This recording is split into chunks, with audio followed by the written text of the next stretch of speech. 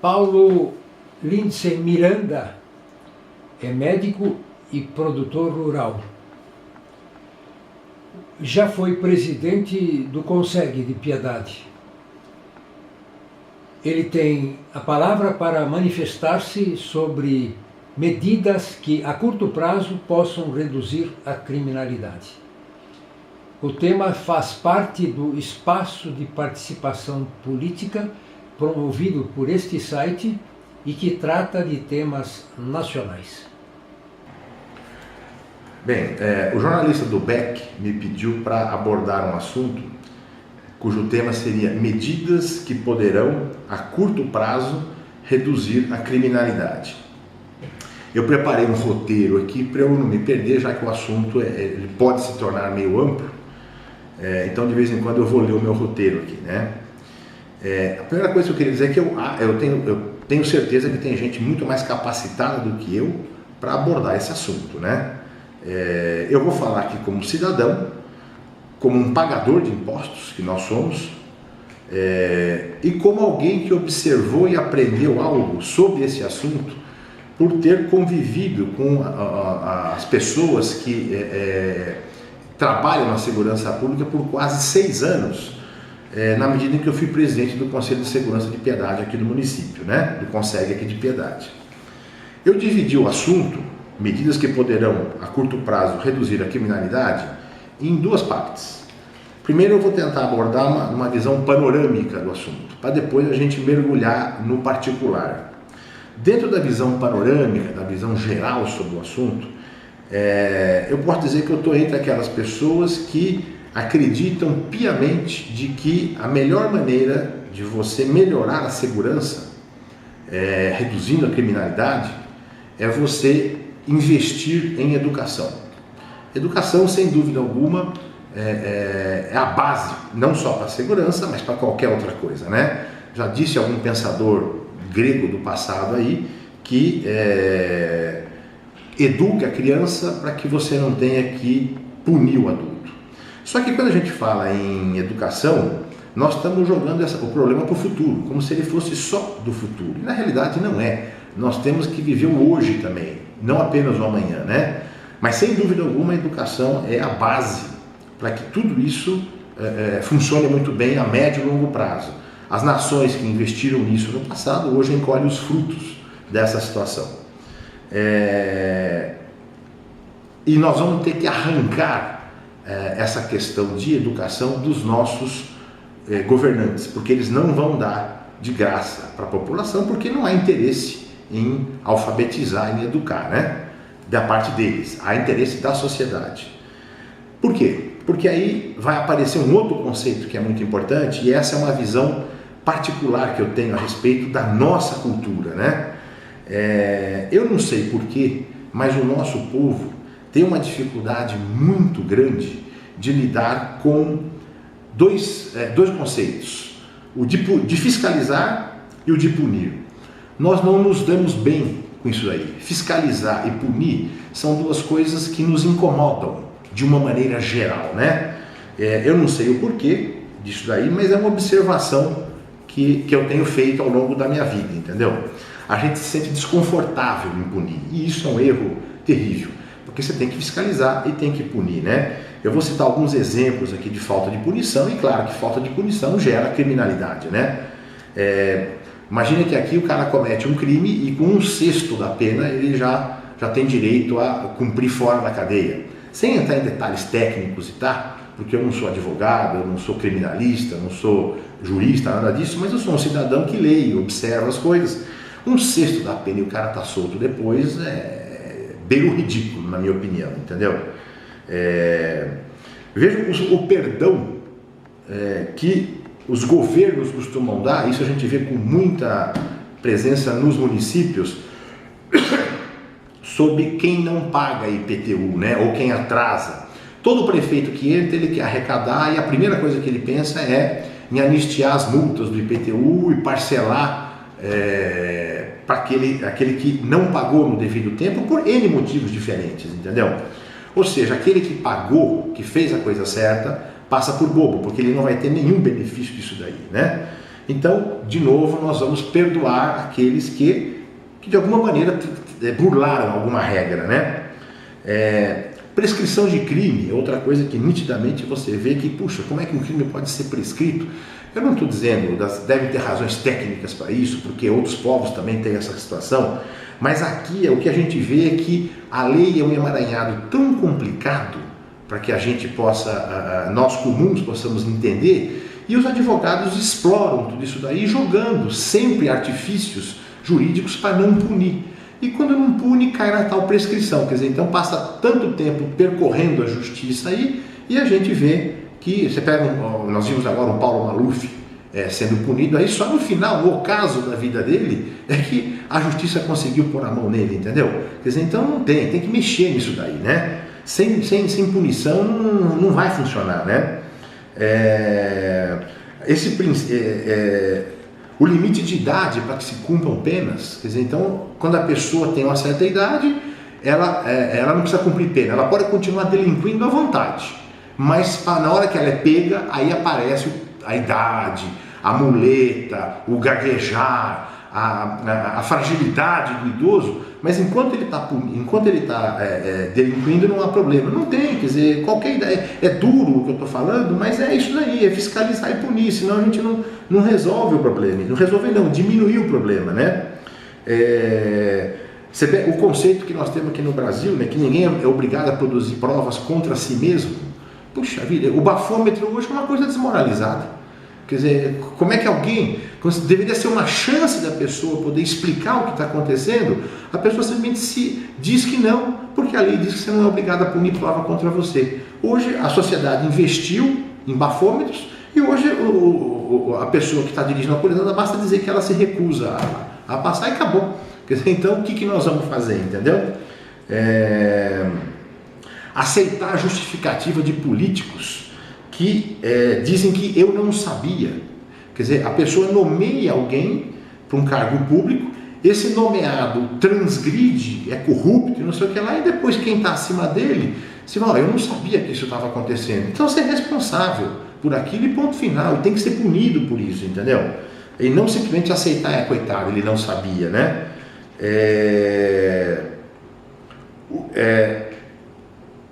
O judiciário liberar algumas pessoas que estão aí agora impondo restrições, né? Quer dizer, eu deixo o cara ir para a casa dele, ele está cumprindo pena e ele recebe tantas visitas ou quais visitas, como se fosse possível controlar ou que uma pessoa dentro de casa, no mundo de hoje, com internet, com todas as conexões que existem, com quem que ele pode falar ou não pode. Pô, tem que ir na cadeia e acabou, porque senão você não corrige o problema, entendeu? Cai na questão da falta de punição, né?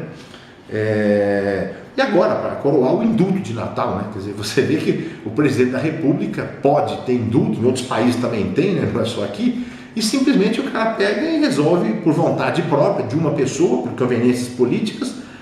Isso é uma questão que não podia ser, quer dizer, o cara tem que estar julgado e cumprir regras até o final, né? Então eu estou mostrando isso para mostrar o seguinte, a dificuldade que nós como povo, como cultura, temos de lidar com fiscalização e com pena, tá?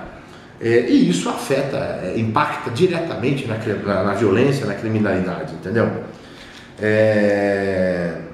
As famílias precisam de fato adotar os seus filhos, né?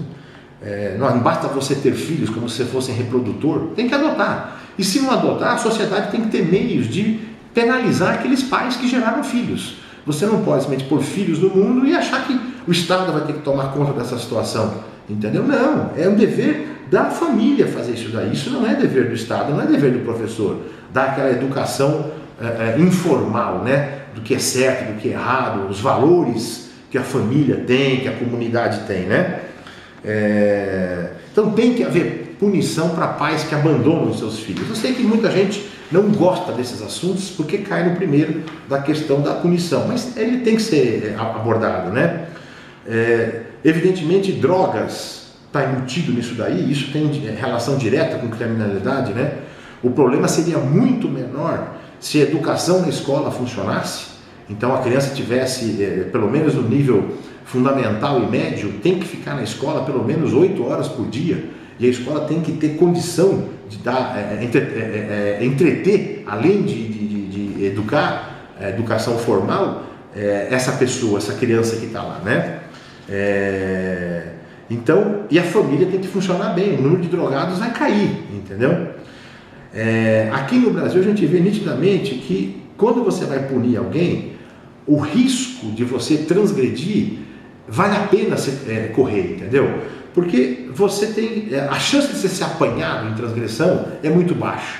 Se você for apanhado na transgressão, a chance de você ser sentenciado, exatamente por causa essas coisas que os advogados conseguem fazer previstas na lei, de você ir adiando a sentença, então a chance de ser sentenciado é mínima. E depois de você ser sentenciado, de você cumprir aquela pena é menor ainda. Então aqui no Brasil vale a pena ainda, eu creio até que está mudando isso, mas ainda vale a pena você não pensar duas vezes antes de fazer uma transgressão, qualquer que seja ela. Isso tem que ser inibido, entendeu? E inibir significa punir, fiscalizar, né? Tanto que é assim que a cada 3 ou 4 anos nós vemos mais um crime comum sendo incluído como crime hediondo. Por quê? Porque o crime hediondo tem leis mais severas. Então o crime comum ele está ficando banal, quer dizer, ele foi, vamos dizer assim, usando uma ideia da economia, foi deflacionado, ele perdeu o seu impacto. Então praticamente hoje você está incluindo tudo como crime hediondo, porque ali você vai encontrar um grupamento de leis onde a penalização é um pouco mais severa, né? Aqui uma outra coisa importante, o cidadão ele tem um papel fundamental na segurança. Não é só, é um dever do Estado, é um direito do cidadão, mas ele entende que ele não tem que participar disso ativamente. Ele falha feio quando ele não ajuda a polícia, simplesmente colocando alguma anormalidade que ele esteja vendo na rua, no quarteirão, né? Ele entende que tem que ter um guarda em cada esquina, e isso nunca nós vamos conseguir isso, né? O que o cidadão tem que ver é que ele pode emprestar os olhos dele, o entendimento dele, pegar um telefone e ligar na polícia, e a partir daí sim cai no dever da polícia, né? Se atendeu, se não atendeu, se o 190 estava ocupado, se não estava, quanto tempo demorou para vir a viatura, quantas viaturas estão atuando na região no momento ou não, aí sim nós temos que cobrar da autoridade. É muito comum o pessoal ver alguma anormalidade, alguém estranho na rua, alguém fazendo alguma coisa suspeita, e não pega o telefone e avisa a polícia. Eu não sei se o cara vai assaltar ou não vai, mas esse não é o nosso dever. O dever nosso é de ver alguma anormalidade. Quem vai ver se aquela anormalidade oferece perigo ou não é a polícia. Então nós falhamos muito nesse aspecto, né? Temos que ser mais participativo nisso daí, né? E aí sim, se você avisou a polícia e as coisas não funcionaram, as reuniões do CONSEG são ótimas para que você vá lá e discuta isso com o delegado, discuta isso com o oficial da Polícia Militar, para saber por que aquilo não funcionou adequadamente, que hora você ligou, com quem você falou, quanto tempo demorou para vir. Aí sim nós vamos cobrar a parte do Estado. Mas nós temos que ter o olho disso, somos nós, o braço é a polícia, né? Então, drasticamente, nós temos que mexer nessa parte. Essa é a visão panorâmica. Agora eu vou entrar mais especificamente no assunto. Quando eu era aprendiz do CONSEG, eu via muito dessas falhas acontecendo. Então, primeiro, vou fazer uma pergunta para vocês. Vocês acham que tornozeleira eletrônica pune alguém? Entendeu? Para mim é uma gambiarra penal.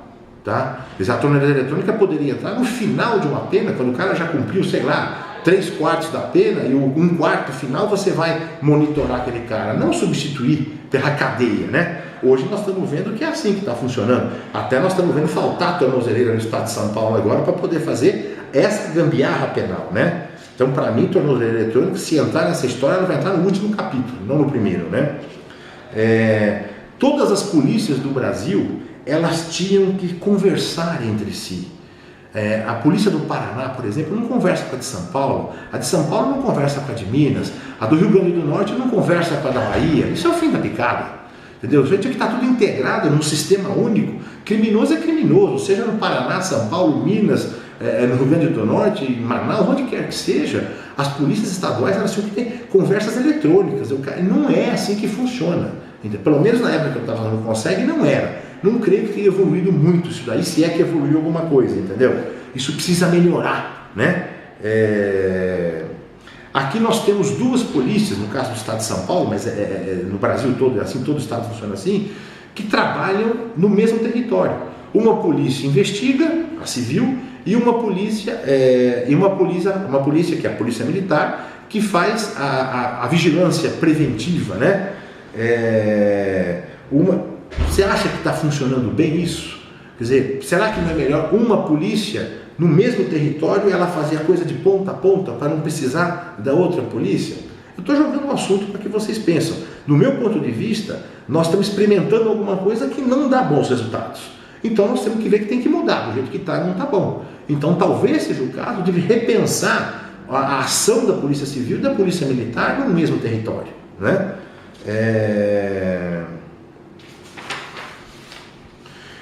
A nossa polícia, por que ela é violenta? E de fato é mesmo. Porque ela é mal treinada e mal equipada, né? Quer dizer, então, se você é uma polícia que é mal treinada e mal equipada e tem que conter uma turma, como a gente vê nesses jogos de futebol, como a gente vê em eventos por aí, puxa vida, ele só tem um jeito de fazer, ele ser violento. Ele vai pegar o revólver, dar tiro para cima, como a gente viu outro dia na Guarda de São Paulo, a Guarda Municipal de São Paulo, ou não era nem para cima, era tentando acertar alguém. Então, a polícia tem que ser melhor treinada, melhor equipada, ter mais gente trabalhando na polícia, porque ela chega ostensivamente para que aquilo não aconteça. Depois que aconteceu, aí fica difícil conter, né? Uma coisa que nós temos que desenvolver como sociedade é a punição prestando serviços. Não precisamos pensar só em cadeia, entendeu? Existem várias formas de você tirar a pessoa que cometeu algum delito, menor evidentemente, e criar um desconforto na vida dessa pessoa prestando serviço à comunidade. Mas tem que ser fiscalizado, entendeu? Quer dizer, quem tem que fiscalizar é o Estado. Quem vai punir é o Estado, tá certo? Isso é possível desenvolver e ter resultados muito bons. Por exemplo, aquelas famílias que eu falei que eventualmente não tomam conta dos seus filhos, os pais têm que ser chamados, fim de semana você vai agora fazer tal coisa para a comunidade, vai limpar a praça, vai limpar a escola, sei lá o que, isso tem que ser desenvolvido, mas não pode ser uma coisa solta, entendeu? São vários aspectos para a gente reduzir a criminalidade, né? A Polícia Civil, quando ela investiga, a resolutividade de crimes é muito baixa. O governo federal tem que controlar muito melhor as fronteiras para não entrar arma aqui no Brasil. Quer dizer, hoje as leis são feitas para o cidadão de bem. Esse não pode estar armado, mas o criminoso você vê as maiores barbaridades, até bazuca para derrubar helicóptero e tal. E esse é o problema do governo federal nas fronteiras, entendeu? Não é da Polícia Estadual e muito menos da Guarda Civil, né? Impedir que ocorra contingenciamento de verba. O governante, logo que ele se vê apertado, ele vai cortar alguns lugares, e um dos lugares que ele corta é a segurança. E aí compromete o bem-estar da sociedade, né? Governadores de estado gostam de mandar em suas polícias e trabalham para que sejam votadas leis federais que não atrapalhem esse poder. O governador se sente muito confortável em dizer que a polícia é dele, não, a polícia é do estado, o governador passa. Entendeu? Então você tem que criar regras gerais em todo o território nacional para funcionar isso. Não é o governador que vai ao sabor da vontade dele fazer isso ou aquilo em relação à segurança pública, né? E os grupos de WhatsApp podem ajudar muito o cidadão comum a se proteger quando vê alguma anormalidade, como eu falei no começo, entendeu? Já, tem um cara estranho aqui na rua, tem um carro estranho, tem alguém parado em posição suspeita, e daí levantar a questão para depois chamar a polícia. É isso daí. Muito obrigado. Até a próxima.